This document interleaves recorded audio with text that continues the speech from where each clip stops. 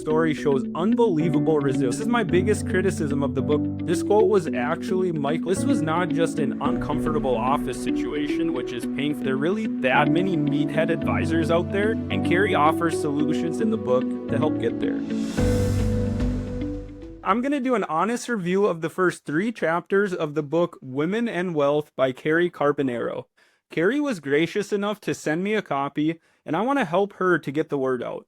The first 3 people to DM me or comment Cary rocks on this post, I will send you a copy of this book. Before I start, my intention here is to have an open dialogue on this topic. I think that's the only way to move the conversation forward. Please take this review for exactly what it is, my opinion. If you have a different opinion, please by all means share it in the comments. Chapter 1, My Story. Cary's personal story shows unbelievable resilience. I found myself horrified by what she had gone through, from the divorce to the treatment at Goldman, but also extreme admiration for her unwillingness to throw in the towel and give up. Her story sets the stage for why she is clearly passionate about improving the financial services industry for women and really for everyone. And I think her story helps offset some of the knee-jerk reactions some might have while reading the book. I'll explain more on that later. Chapter 2 is the $1 trillion opportunity. Cary makes a compelling case for the need for the financial services industry to adapt as women become more likely to become the financial decision makers, the main breadwinners of households, and just hold more wealth in general. I also love that she uses the quote of skating to where the puck is going, not where it's been. But this is my biggest criticism of the book so far. This quote was actually Michael Scott. A lot of people don't know that. Just like you miss 100% of the shots you don't take was actually Michael Scott. But I've decided I'm going to give Cary a pass on this one. I think those who haven't adapted already and aren't willing to adapt will lose out. And that's great in my mind. Let the bad and the ugly die out. Let the good grow. Cary provides good key questions and considerations for financial advisors throughout.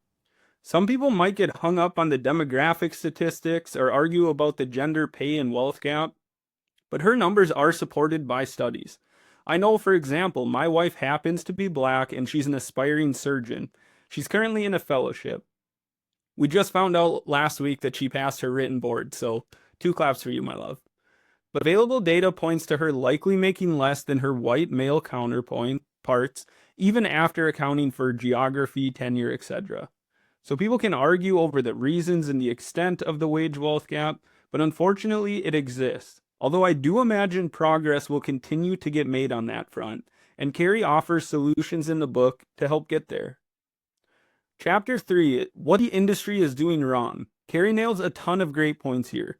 When she talks about women feeling talked down to, or environments being uncomfortable for women, I just have to say it's 2025, there's virtual advisors everywhere, JRS.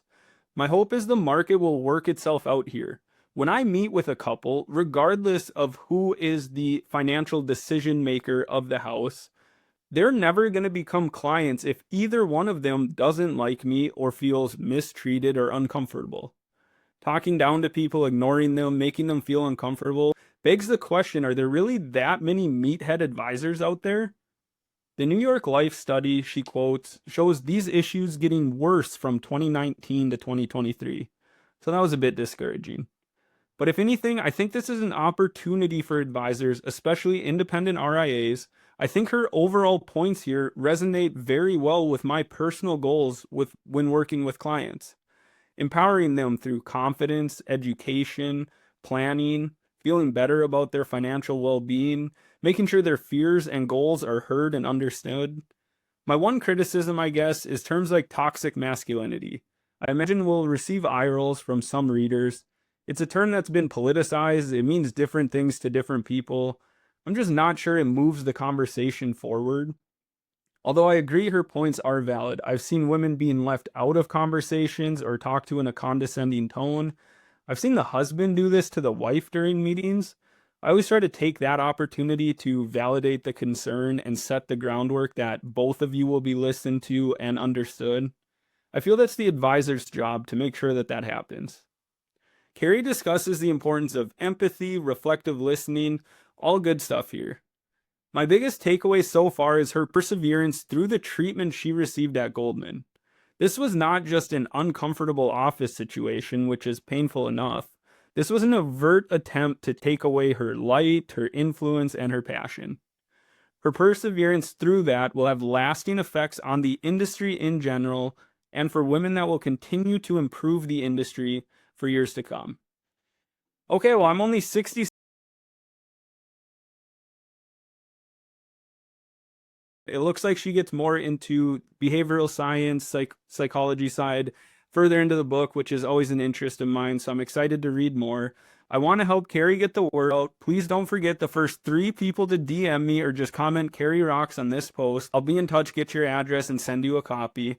And as always, money is the tool, knowledge is freedom, and planning is power. I hope you have a great rest of your day.